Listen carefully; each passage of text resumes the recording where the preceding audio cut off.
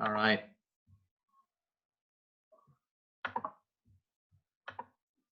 Most everything was good with true false. What was interesting to me as I graded these, the good handful of us said that this was true. And then you went on to properly answer this multiple choice. So this cannot be true if this is the correct answer. Does anybody have questions on what I'm saying there? There's no such thing as a perfect conversion of one form of energy to another. Again, that doesn't break the law of conservation of energy because we have this right here. Still a form of energy. It's just looked at oftentimes as a wasteful form of energy. Pretty good on matching. Pretty good on calculation of KE and GPE. Some of us a little bit backwards here or there with some ideas about conductors and insulators. So we just have to go back and take a look at feel the heat, perhaps. And then a lot of us were able to properly say exothermic and endothermic, but a lot of us were not able to properly say how they feel. And a lot of comments that I typed sounded like an exothermic reaction loses energy to your hand. So if the reaction is losing energy to your hand, they feel the opposite. Endothermic reactions, you properly answered gain. They gain energy from your hand. They're robbing energy from your hand. So they feel. So just some prompts for you to consider with the chapter 9 and 10 test. If anybody has questions, you can either ask now, type now, or you can hang out until after we wrap up class, and we can address it then.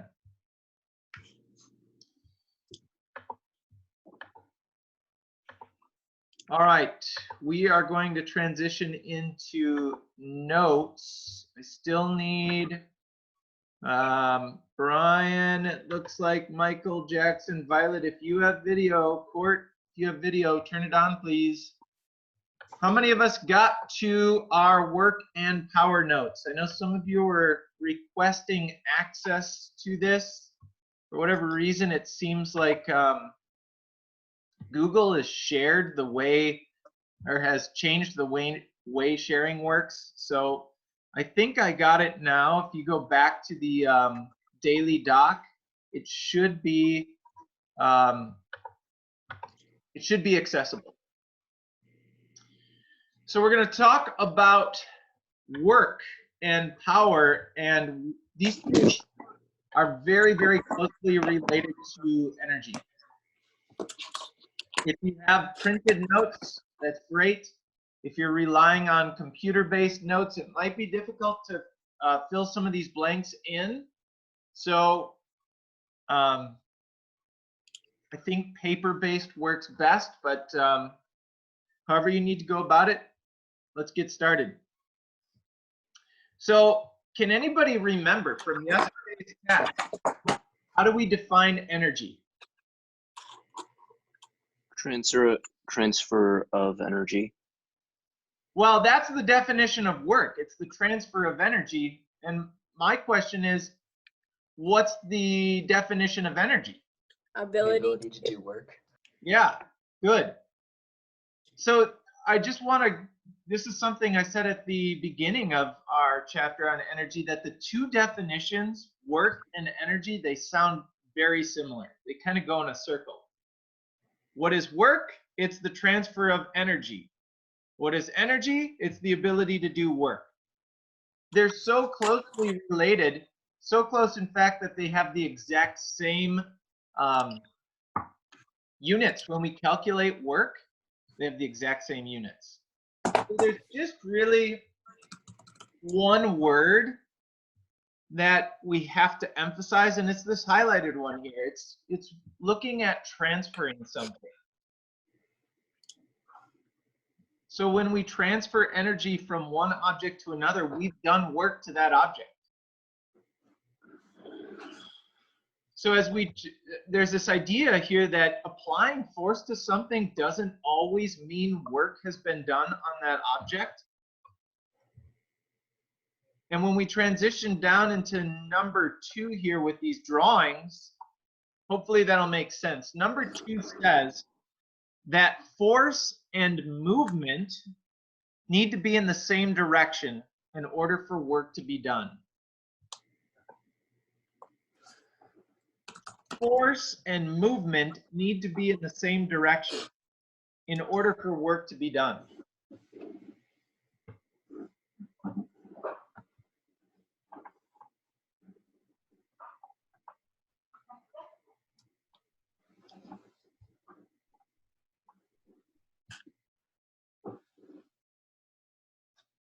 How are we doing on number 2? Does anybody need me to repeat that again?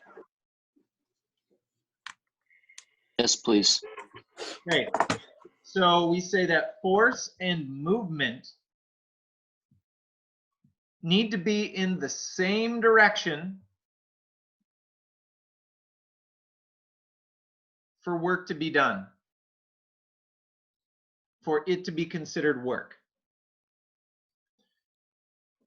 So if I push my table in a horizontal direction and it moves in a horizontal direction, then I did work on my table. So this highlighted blob right here says work.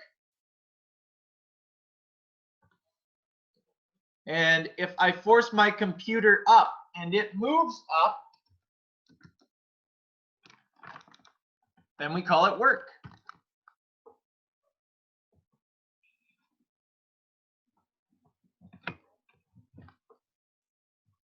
Now, if I lift my computer up and I'm still forcing it up and I just start walking around with it, I'm no longer transferring any energy to the computer. It requires energy of me to move my body, but I'm not transferring anything to the computer. So I'm no longer doing work on the computer. That was the tour of my house, by the way. It's tiny. There it is. Oof.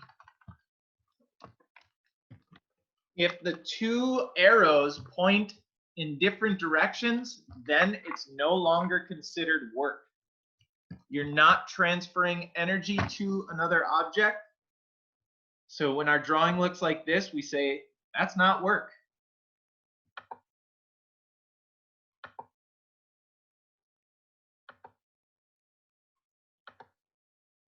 Who has questions on any of the blanks that need to be filled in? Or just any of the concepts so far?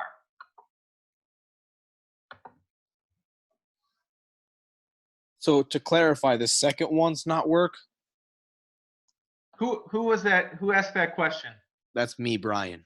Good question, Brian. The second one, letter B, is work because I transfer energy to the object. I force it up, and if it moves up, if the arrows point in the same direction, then we call it work.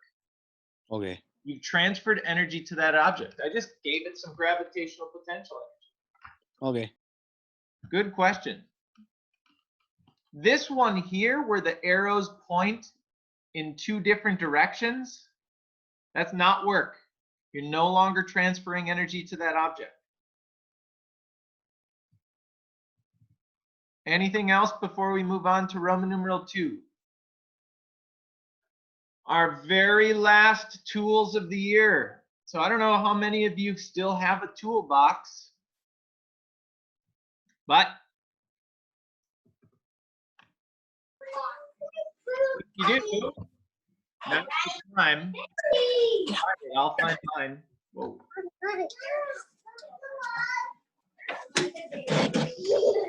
Time to mute your mics, guys and girls. Audrey, get up. Get up. Here's a Zoom meeting. I need your work right now. All right.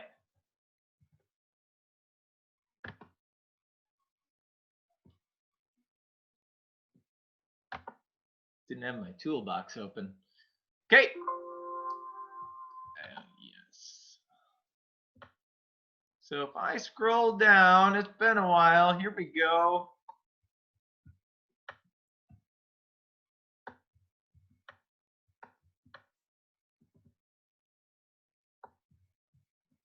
Work equals force times distance. It's just like how we found gravitational potential energy. Weight times height. Weight and force are the exact same. They have the exact same units. Height, distance, same concept, same units. So we get a Newton times a meter, which is equal to a joule. So the big thing I want you to gather here, 8th graders, is that our tool is force times distance. If you, I don't want you to get too lost in all this mumbo jumbo down here, but we can rearrange the formula to solve for distance. Like, how far did you do work if you did 100 joules of work and applied 50 newtons of force? So we can solve for a distance by dividing work by force. And all this over here just shows you that when I divide a joule by a newton, I got to remember that a joule is made up of a newton times a meter. Newtons cancel. We're left with distance units. And I can do the same thing once again. I can rearrange the formula to solve for force by dividing a work by a distance. Joules divided by meters. Well, remember joules is newton times meters. Meters cancel out, leaving us with force units of newtons. If you want to get all of this, that's great. At a very minimum, get this formula here. Work equals force times distance in newtons times meters, which are joules. Are you screen sharing something? Because it just shows that it's frozen. Is anybody else experiencing that? Yes. Didn't think it was supposed to move. Yep. Are you seeing me highlighting anything right now or not? No. No. Uh-oh. Oh, shoot. I know. Sorry. Thanks for pointing that out. I'm a rookie. How about now? Do you see this? My toolbox? Yeah. Si, Yes. senor. Okay, thanks for pointing that out.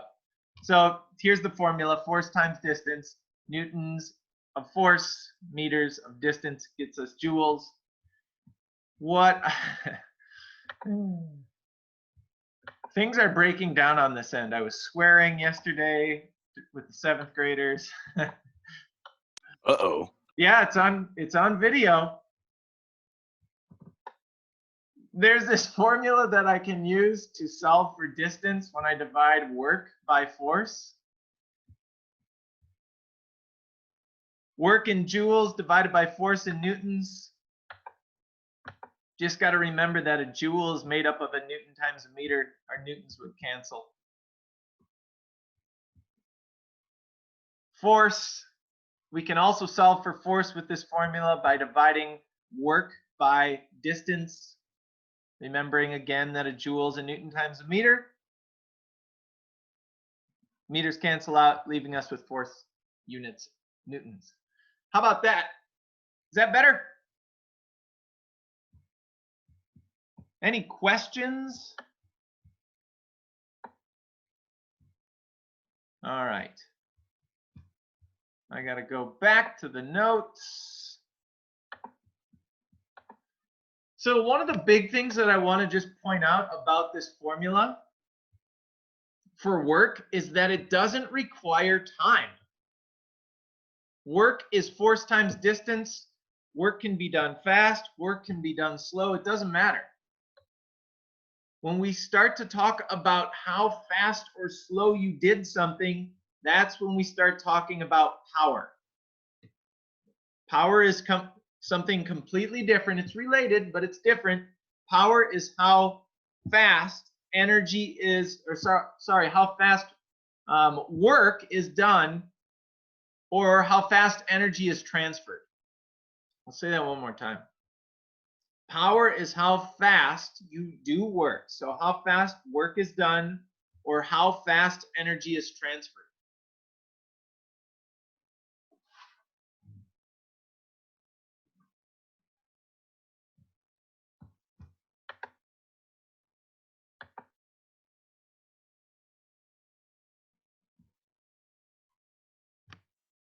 Is that Kellen? Kellen, I'm muted. There you go. Kellen, He's right teach us something. Teach him something. Well, is it just him? No, it's my No, class. everybody.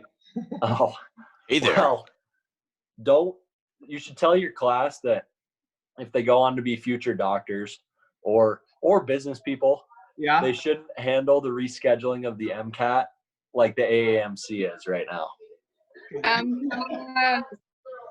I have no idea what that means, but it sounds fun. All right, I'll let you go. We'll talk about it later. Okay. Bye, Kellen. Bye.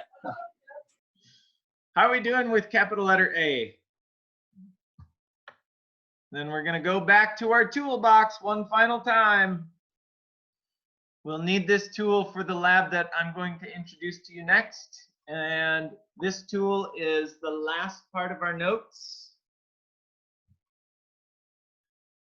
In order to calculate power, we divide work by time, work in joules, time in seconds, and we get a brand new unit that I'm sure you've heard of.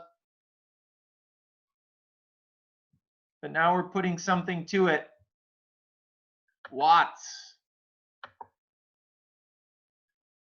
So it's the last of these units that are named after a scientist. Newtons, joules, watts. And they're made up of something else. And what I mean by that is, if I go back to my toolbox, I don't know if some of you remember seeing this blue highlighted stuff. Oh yeah, Pascal's too. Not a bad idea to add into your toolbox. Just kind of a heads up, a note about all these units and what they are equal to.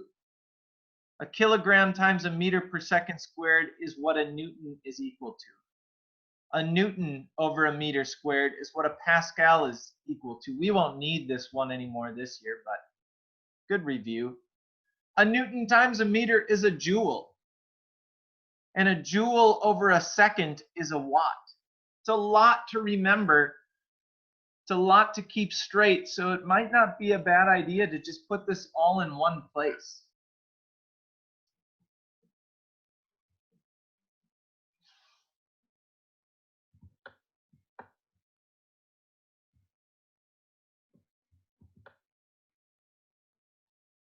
For those of you looking for a little bit more, I'll show you this.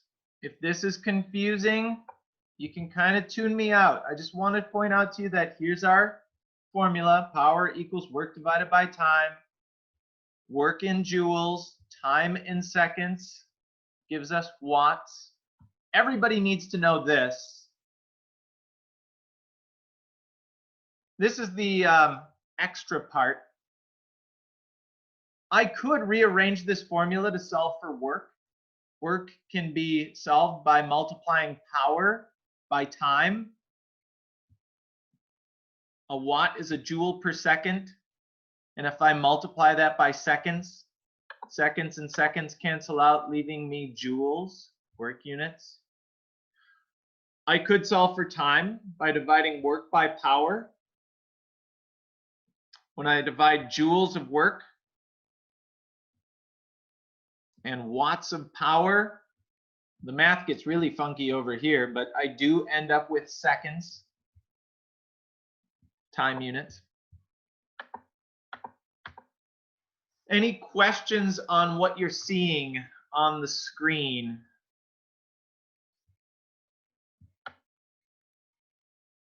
Oops. Everything above the black line, everybody needs to know. If you're a little hazy on the stuff below the black wavy line, don't worry too much, but I can take questions. Does the equal sign next to time go to anything? This one right here? No, by work. The one under work. You have an equal sign next to the time. This one I right didn't know here? if it just went into, yeah. I'm just showing that time needs to be reported in seconds. Okay. Good question. Any other questions? What was the blank for 2C of work? 2C. Where's 2C? It's It's it's not- the It's last highlight. Oh, this one right here? Hmm. Yeah, we said not work. This is an example of when work is not being done, when two arrows point in different directions. Okay. Good Thank you. question. Happy to take all those questions, 8th graders, if they come up. If we're feeling pretty good, then I am going to transition into the work, pun intended, that you have. Really, it's today, tomorrow, the weekend, and Monday. I won't see you again for a live lesson until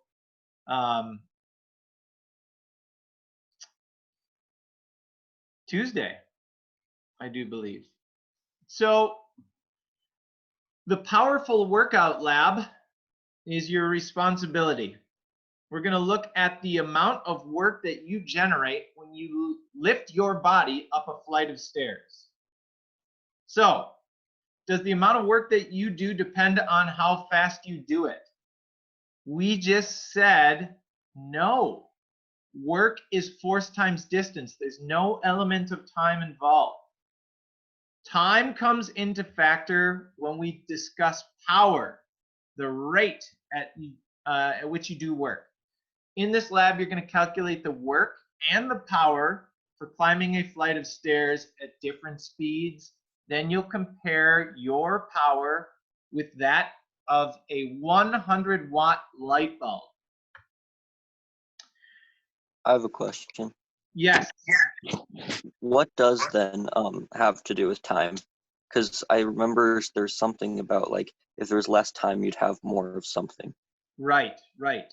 Anytime we're talking about the amount of work you do over time, we're going to call that power. So if you climb the flight of stairs fast, that's going to be a big power rating. You did a bunch of transfer of energy really quickly. Does that answer your question, George? Wait, so Yeah, thank you. power has to do with how much time it takes, but work doesn't? Absolutely correct. Okay. Great questions. Keep them coming. If there, I guess I'm going to go with the assumption, 8th graders, that everybody has access to a flight of stairs, either in and around your house. If you don't, you're going to need to find one somewhere.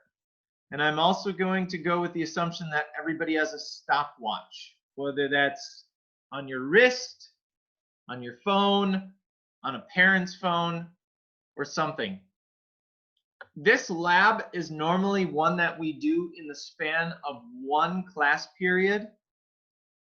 We're breaking it apart into 3 different parts that'll stretch to close to 1 whole week.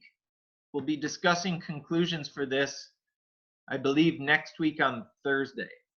So all you're responsible for by Monday is writing a hypothesis and following these steps. Now you can't fill in the hypothesis on this page, so that I've made a new space for you here for you to type your hypothesis and fill in the table. You're going to start by measuring the height of one stair in centimeters, count the number of stairs, and then multiply these first two boxes to get the total height. Now, if I say that, come on, can you see my calculator? Yes or no? Good. No? No. I can't even see my calculator work. Let me try. How about now? Yes. Okay. So if I say that my stair is 12 centimeters high and I have to climb 15 of them, I have a total height of 180 centimeters. But remember that when we calculate work, centimeters do us no good. We need to express in meters. So I would need to use that value. And then according to the directions,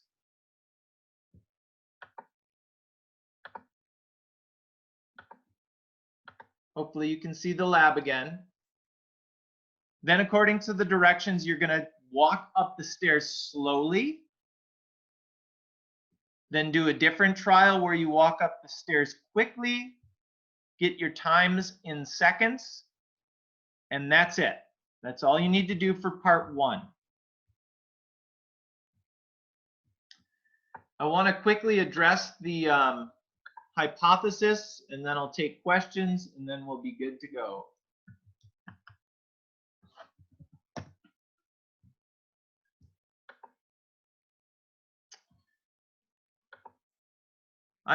Can you see my screen? Yes? No? Yes. Thanks for the thumbs up. So I'm assuming that most of you have seen a light bulb like this.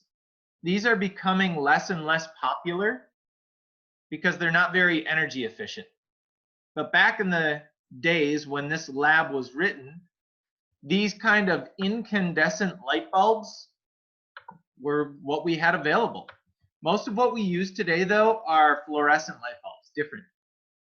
So the lab asks you in the hypothesis, how does the power that you generate compare to the power of a 100-watt light bulb? In other words, can you generate more power or less power than a 100-watt light bulb? And I just want to let you know that these light bulbs work by having tiny invisible electrons flow through this wire and then through what's called a filament. Where my cursor is, hopefully you can see that, where this cursor is, there's a wire filament made out of a metal called tungsten. And the electrons flow through it at the speed of light, and they're met with some resistance, so much resistance that they begin to give off light. They glow. Does anybody know what else these light bulbs produce a lot of? A lot of heat. Yeah. Like if I turn this light bulb on and leave it for 1 minute and then touch it, my hand gets burnt. So the whole reason why we go to fluorescent light bulbs is because these produce a lot of heat. There's a lot of friction going on in this filament, so much that light is given off, but also tons of heat.